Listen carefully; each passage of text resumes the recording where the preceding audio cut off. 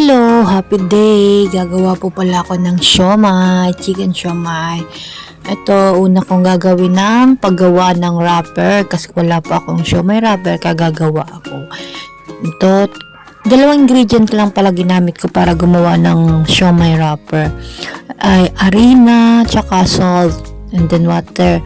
Yan, paghahaluin natin, mix natin hanggang sa gando na siya. Ganyan lang, ganyan. Kaso mangalay lang po talaga sa kamay ang paggawa ng wrapper.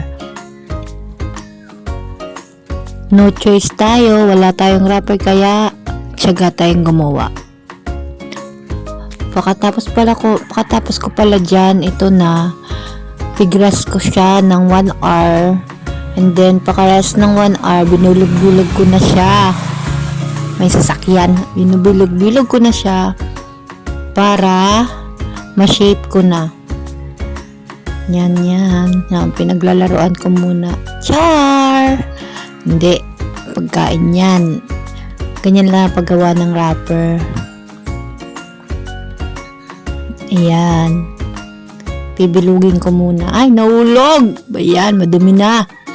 Ninilog ko hanggang sa mabilog. Char! Bilog daw yan. Sorry, di bilog. Yan. And then, ipa-flat ko siya. Hanggang sa magnipis. Pabilog din sana yan, kaso di ko kaya. At nasira pa.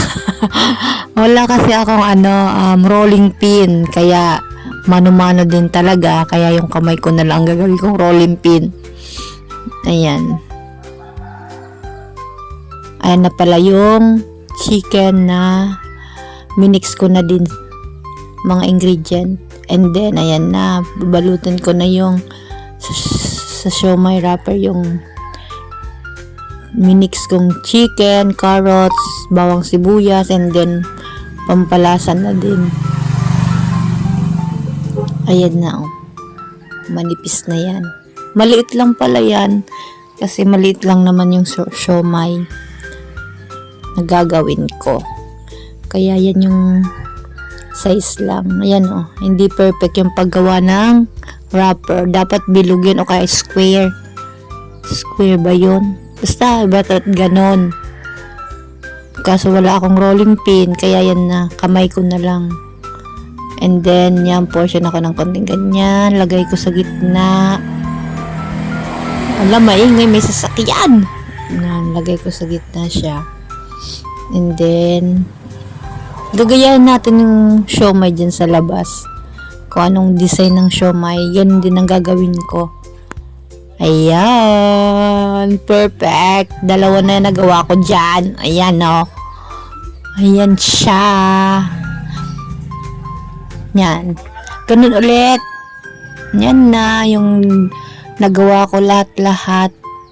Yan. Ulam ko pala yan. Kaya gumawa ko ng siomai. Kasi wala akong ulam. Kaya yan ang naisipan kong gawin na ulam.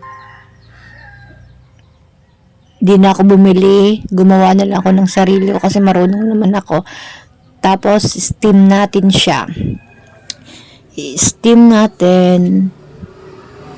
Ang pag-i-steam niyan, 30 minutes. Pwede na. Luto na yan. Kaya hintay tayo ng 30 minutes.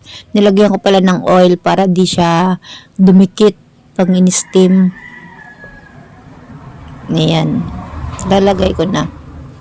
Imamagic ko na yan hanggang sa puno yan.